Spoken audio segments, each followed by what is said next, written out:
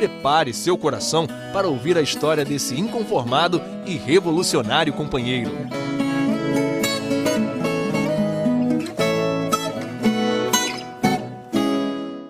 Nascido no Maranhão, no ano de 1949, Antônio de Neiva Moreira Neto, logo cedo, recebeu de sua família o apelido de Sonsonho. Já a militância o consagrou como Neiva, que no dicionário de nomes próprios significa gracioso, delicado e muito simpático. Fala as verdades de maneira suave, porém inteligente. Às vezes chega a ser irônico, mas jamais perde a classe. Tem muitas pretendentes e tende a ser infiel. Esses dicionários costumam acertar só nos últimos tópicos em seus prognósticos. Criado em uma família de políticos e ativistas, seu pai era jornalista de esquerda e seu tio, Neiva Moreira, foi deputado estadual e federal pelo Maranhão. Seu destino estava traçado na maternidade. Aquele menino prodígio cresceu no meio de muitas mulheres, já que era o único filho homem. Suas 4 irmãs faziam parte de um enorme grupo de vizinhos que exploravam diariamente a capacidade precoce de Sonsonho em fazer contas. Cada resposta certa criava na família a certeza de que tinha uma pessoa diferente em seu meio. 5 para 6 anos, mais perto de 6, eu acho. E eu percebi porque os vizinhos perceberam e começaram a explorar, a fazer proposições para ele, questões matemáticas, tudo da ordem da multiplicação, e ele respondia com tanta exatidão que espantava a todos. Espantava todo mundo, porque eles iam fazer a conta, a lápis estava certíssima. Isso era um motivo para espanto mesmo. E um médico amigo meu me disse uma vez que eu não deixasse explorar, porque senão ele poderia se tornar um ser medíocre. Eu nunca dei muita bola e ele nunca se tornou um ser medíocre. Além do talento para os números, Sonsonho também aliava sua inteligência com outra paixão. Torcedor do Sampaio Correia Futebol Clube, time maranhense, Neivinha repetia as escalações do time como se adulto fosse. Também fazia parte de suas habilidades jogar futebol. Para as irmãs, Sonsonho seria um famoso atleta dos gramados, mas quis o destino e suas convicções que aquele craque dos números, gênio das escalações do Sampaio e serelepe no trato com a pelota, viesse a se tornar um verdadeiro mito na luta por um mundo justo e fraterno. Teve um dia lá que eu disse: meu filho, não pense que sua mãe é uma babaca. Sua mãe sabe que sua igreja se chama Marx. Você faz reuniões para política. Aí ele riu, me deu um beijo, saiu rindo, aí não negou nem afirmou. Seu pai, Geraldo Neiva Moreira, era jornalista e dirigia junto com seu irmão um jornal no Maranhão. Mas em 1963, chamado pelo ministro da Educação de Jango para trabalhar, seu Geraldo partiu com a família para Brasília. Sonsonho daria início à sua longa militância, iniciada na Universidade de Brasília, onde cursaria engenharia. Eu reuni meus filhos e disse: vocês estão sendo militantes políticos, e quem milita politicamente numa época de ditadura está sujeito a ser preso, a ser torturado e até a ser morto. Então eu não quero que morram inocentes. Eu quero que vocês sigam a carreira de vocês, que eu não estou criando covarde, mas eu quero que tenham plena consciência do risco que estão correndo. E quando ele foi para São Paulo, eu disse isso para ele: cuidado, que São Paulo é uma cidade que oferece muitos riscos. E disse: não vai estar tudo bem, não sei o que lá. Eu disse: mas cuidado. Tanto que quando ele foi preso, não foi uma coisa que surpreendesse. Era uma coisa que estava dentro do contexto. Qualquer pessoa que desse o passo falso podia ser preso. Quando foi no dia 29 de junho, o deputado Freitas Nobre me telefonou. Foi o único dia que eu me lembro que eu perdi um pouco o controle, quando ele me disse que meu filho estava no presídio de Tiradentes, à disposição da justiça, a fase pior já tinha passado e que ele já podia receber visita e eu não podia visitá-lo. Eu realmente entrei em pânico, sofri muito. Só fui visitá-lo no dia 10 de julho. Foi assim que eu fiquei sabendo. O Freitas Nobre é um nome que eu não esqueço, jamais.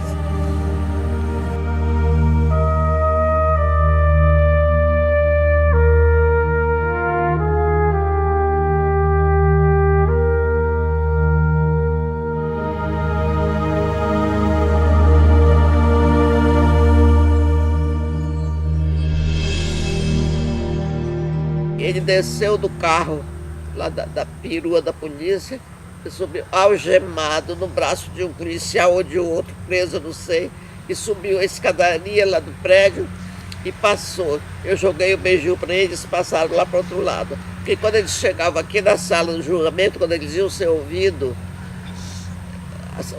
eles já tiraram a algema, ele já veio sem algema. Foram dias muito duros, muito duros, mas eu fiquei de pé. Eles foram julgados no final de agosto, passou setembro, outubro, só no dia 11 de novembro é que eles foi publicado no Diário da Justiça o julgamento. Aí o senador, que agora não me lembro o nome, foi lá e tirou o filho. Eu achei que eu podia tirar o meu. Aí o Médici tinha dito, a saudação de Natal, que ele estava a favor do Brasil, que todos os estudantes, ele estava a favor da juventude, que não tinha mais ninguém com problema e tal, que a juventude ia ter sempre o apoio dele, fez toda uma peroração de bonzinho, e eu disse, é por aqui que eu entro. Aí eu fui à segunda junta militar, não sei como é que é, onde ele foi julgado, e falei com o coronel. Aí ele disse, muito bem, ele está bem, mas ele já pode sair, mas ele vai sair depois do Natal. Eu disse, não, coronel, ele não vai sair depois do Natal, porque assim o senhor está contra o discurso do presidente Médici. O senhor lembra o que o presidente Médici disse no discurso, que ele estava a favor da juventude, que a juventude podia contar com ele e tal. Aí ele ficou com raiva, deu um murro na mesa e disse, muito bem, a senhora caiu. Aí chamou um sargento lá, mandou datilografar o alvará de soltura. Aí o alvará de soltura veio, me entregaram e disse, agora a senhora tem que fazer uma fotografia dele, 3x4, para validar esse alvará. Aí disse, mas como? Eu posso levar o... Eu disse, não, o fotógrafo não pode. E ele também não pode sair sem o alvará. Quer dizer, criaram um impasse. Mas eu me lembrei que no começo da prisão, encontrei umas primas dele, dos meus filhos lá, uma prima do meu marido, e ela pegou a fotografia dele 3x4 e disse, eu quero, me dá, vou guardar junto com a dos meus irmãos. E eu dei para ela. Não tinha por que não dar. Aí dessa hora, porque ele disse, depois eu vou arranjar. Aí eu saí, ela era funcionária do Ministério do Trabalho, aí eu fui lá onde ela me deu a chave do apartamento dela, na rua Maria Antônia, e disse onde era que estava. Eu botei a escada, peguei a fotografia, deixei tudo em cima da cama e voltei correndo para lá, para a segunda junta. E aí ele olhou para mim, sacudiu com a cabeça, como dizendo assim, essa mulher tem muita força. Aí quando deu 5 horas ele veio e estava solto. Aí ele teve uma crise de nervo, estava com medo de ser preso outra vez. Aí eu disse, você toca o alvará de soltura, você não vai ser preso. Aí tive que encorajá-lo. Aí nós fomos para a casa da Mirtes, que foi uma pessoa de muito valor nesse período. E lá ficamos esperando a hora. Eu já tinha mandado comprar a passagem dele. A viagem toda foi muito penosa, ele não quis comer nada. Ele estava apertando minha mão, ele tinha medo do avião cair. Eu disse, meu filho, o avião comigo não cai, por isso tenha coragem. Ele disse, eu tenho, mamãe, mas eu não estou me sentindo bem. Eu digo, tudo bem, mas você vai se sentir bem agora, que hoje você vai dormir na sua cama. Aí, quando o avião aterrissou em Brasília, o aeroporto estava cheio dos colegas dele da engenharia, que tinham se formado naquele ano. Aí eles foram todos lá para casa, esses jovens, e passaram a noite conversando, contando suas experiências, ele contando da prisão, os meninos contando as experiências. Foi uma noite inteira de catártica, todo mundo fazendo sua catarse. E aquilo foi muito importante para ele. Eu pertencia a uma organização política revolucionária, Movimento de Emancipação do Proletariado. E o Neiva era da Ala Vermelha.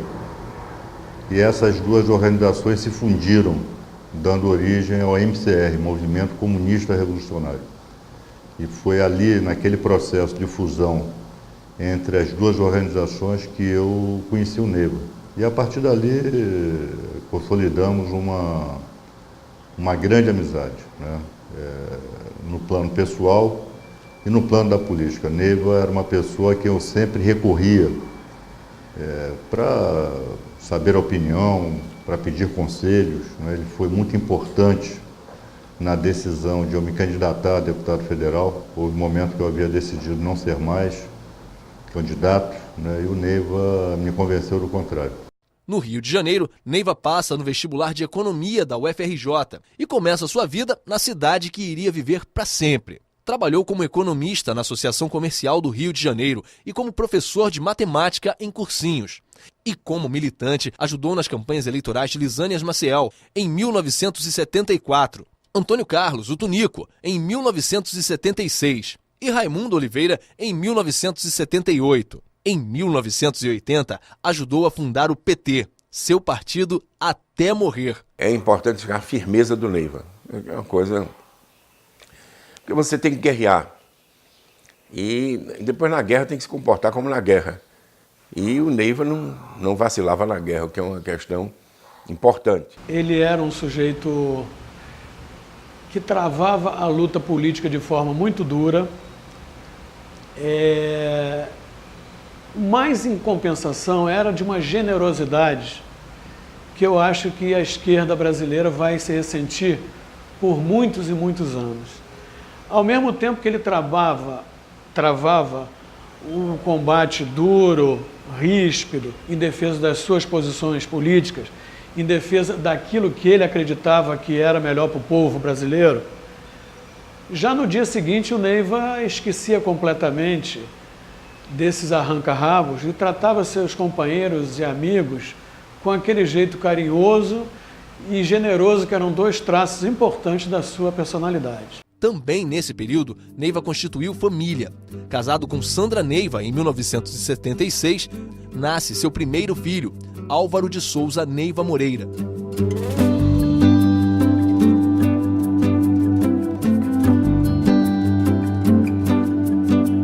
As teses defendidas pelo seu grupo sempre serviram de base para os debates travados nos encontros e congressos. Sua experiência como militante contra a ditadura era usada para dar firmeza ideológica ao PT.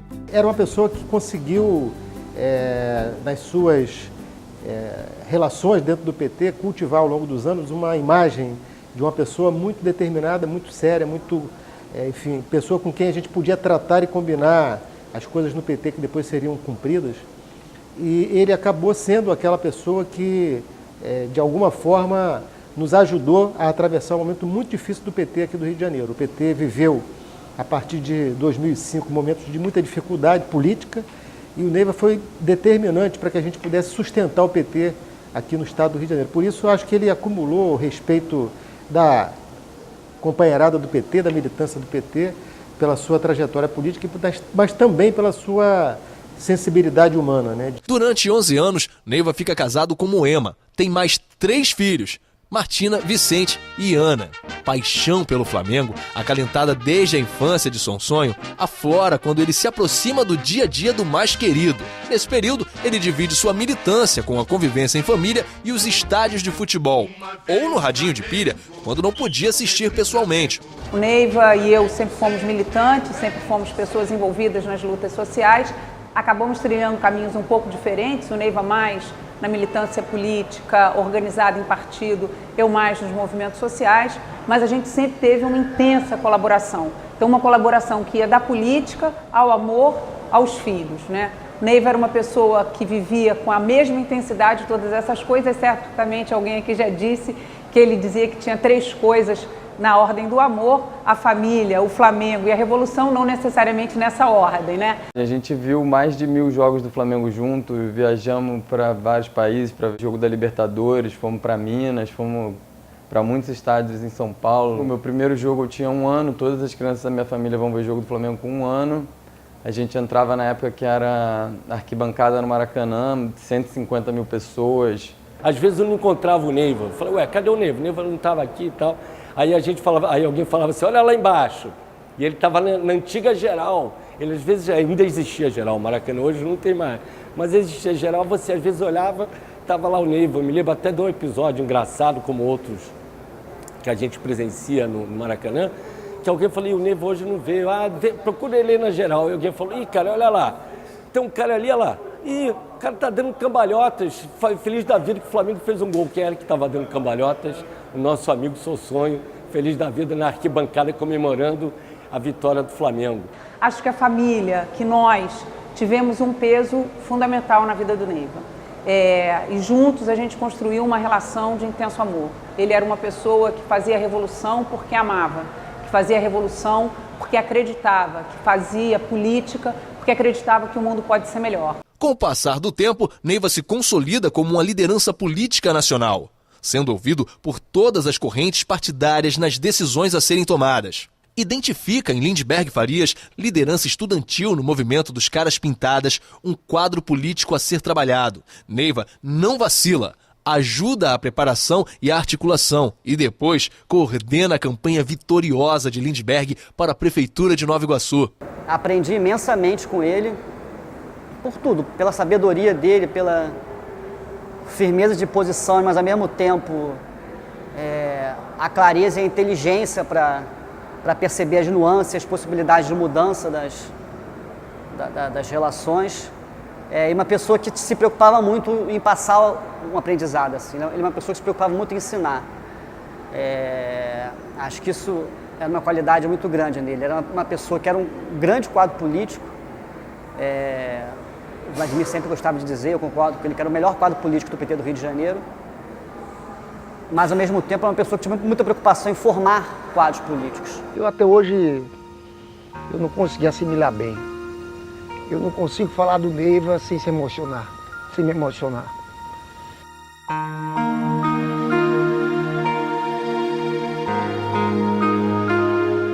Ele era aquele cara que era uma espécie de pai para mim. Um cara que era a última palavra, era dele. Era o único cara que chegava comigo e esculhambava, dizia que estava errado, está fazendo bobagem. Se você juntava 10 pessoas, estava 10 pessoas em dúvida, perguntava a Neiva, que ele dizia, não, é ali. Mas ele queria mais e coordena a campanha de Lindbergh ao Senado, vencendo poderosas campanhas oponentes e consolidando a força do Partido dos Trabalhadores no estado do Rio de Janeiro. Com a vitória de Lindbergh ao Senado, Neiva assume protagonismo na política fluminense e passa a articular as alianças políticas no estado. O Neiva tem um papel fundamental na minha chegada na Prefeitura do Rio, tem um papel fundamental na maneira como a gente governa a Prefeitura. Eu acho que políticas mais progressistas, que olham para as pessoas que mais precisam, sempre tinha influência do Neiva ao longo desses anos, como prefeito, e o Neiva ainda vivo, né, enfim, volta e meia ele vinha para cá, e estava sempre com aquela cabeça política, dizendo, olha para cá, olha para lá, ajeita isso, ajeita aquilo. Neiva era o típico carioca, adorava a vida e soube aproveitá-la como ninguém. Suas responsabilidades políticas e familiares não o impediam de viver seu lado boêmio. Boa companhia e bom papo, Neiva era disputado pelos amigos e pelas amigas para um chopp no final do expediente. Às vezes, no início também. Numa das vezes eu saí com Neiva, a Moema, que era a companheira dele, e a Abigail, que era a nossa melhor amiga, uma grande companheira, entendeu? Junto com a Glorinha foram as duas minhas melhores amigas. E a Biga, e também morreu cedo, a Biga e eu, que nós fomos para o Baluís. Eu sempre tive a preferência pelo chopp do Baluís. E brigava com algumas pessoas que preferiam o Bar Brasil. O Bar Brasil é melhor como o bar, mas o chopp do Baluís nessa época era imbatível. Então vamos lá, conversando, bebendo, comendo, né? Porque no Baluís, inclusive, é por obrigação, você tinha que comer. E numa hora, o Neiva foi ao banheiro e a Moema também. Quando saíram, se encontraram. Não foram... E aí deram um beijo daquele cinematográfico, entendeu? O dono do Baluís viu e expulsou o Neiva. E a Moema do restaurante lá do Baluís. E aí começou aquela confusão, eu e a Abigail, eles todos e tal. E chegou um ponto, e a gente do lado do Neiva, mas tentando amaciar a questão, né? O Neiva chegou a querer brigar com o Kojak, que era o segurança, conhecido ali e telefonou para o Cid Benjamin, que há 100 anos atrás foi campeão de judô, o nosso amigo, Cid Benjamin. O Cid foi para lá também, mas o Cid, como eu, ficou lá tentando apartar, né? Porque aquela discussão não parava e tal. Mas numa das horas, na porta do Baluís, antes de sair, ele virou para os donos e disse, não voltaremos mais aqui. Eu digo, não, isso não. Nós estávamos que era o boteco preferido dele, lá perto da Cadeg, eu esqueci o nome. Enfim, Neiva subiu no barril de chopp, já completamente bêbado, para fazer um comício, né, para os fregueses do bar. Né, e dirigindo seus fregueses, dizendo, olha, vocês que estão aí, vocês são desocupados, vocês que não querem nada com a vida, né? O presidente Lula, o nosso candidato, está lutando, né, pelo país, está lutando para melhores dias do nosso povo, né? E, enfim, fez um comício ali e o pessoal, até o dono do bar, comentando, olha, se o Neiva, cada 2 minutos que o Neiva fala, o Lula está perdendo voto aqui.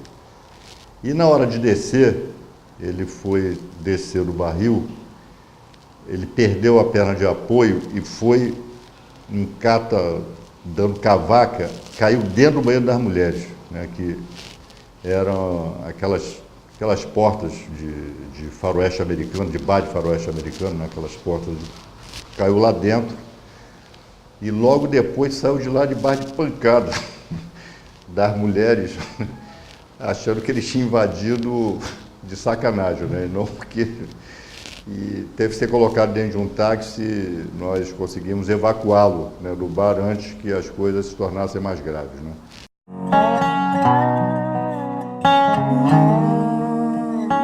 Mas a vida e a morte andam juntas. E como diz o poeta Vinícius de Moraes, chega impressentida, nunca inesperada. Ela que é na vida a grande esperada. E Sonsonho partiu naquela manhã de domingo, 24 de maio. Como que pressentindo a derrota do Flamengo para o Avaí, aquela tarde na ressacada. O guerreiro sucumbiu à sua última batalha. O Neiva partiu, deixando filhos, netos e uma legião de pessoas que vão ter o exemplo dele, de militante, de homem dedicado, sempre presentes como inspiração para uma vida digna. Eu perdi meu pai muito novo, com 25 anos, e o Neiva quase substituía ali. O Neiva era o único cara que chegava para mim, falava as verdades, botava dedo na cara. Mas eu sempre me sentia do lado dele, protegido. Eu não sei sinceramente o que vai ser da luta política daqui para frente no meu caso. Como é que eu vou conspirar? Com quem a gente vai falar? Eu sei que vai ser difícil para muita gente, mas eu quero levar um pedacinho desse cara, humilde. Pedacinho dele que eu quero levar, esse pedacinho do Neiva rebelde, contestador, do Neiva que defendeu sempre as causas justas, mas aquele cara que tinha coragem de enfrentamento. É esse pedaço que eu quero levar, esse meu camarada comigo, pessoal. Silêncio na arquibancada. Neiva não está mais entre nós, mas o seu sonho será nosso compromisso de vida, pois os sonhos nunca morrem. Eu acho que o PT ainda tem muito a dar ao povo brasileiro. Nós temos confiança que em algum momento nós vamos recuperar a combatividade que foi a marca desse partido e de sua militância. Ele pode ter desaparecido do nosso convívio físico, mas o Neiva está presente em cada ação militante, o Neiva está presente em cada fortalecimento do programa e do projeto de esquerda para o Brasil, e a esquerda brasileira, não tenho dúvida, ainda precisa muito do Neiva, mesmo ele tendo lá em cima, nos olhando, nos iluminando. Neiva é ainda muito imprescindível. Por isso é que nós sentimos saudade, mas sobretudo nós temos o dever, como dizia Walter Benjamin, nós temos um dever de honrar os que lutaram no passado. É preciso vencer em nome da memória de Carlos Lamarca, de Marighella, de Antônio de Neiva.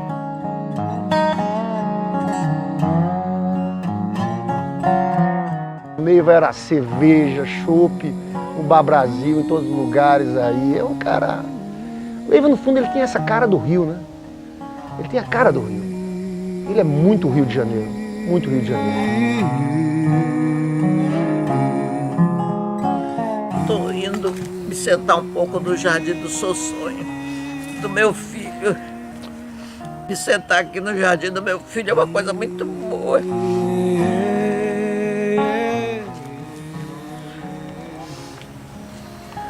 Bem que podia estar vivo para ver aqui, mas a gente pode ter tudo o que quer.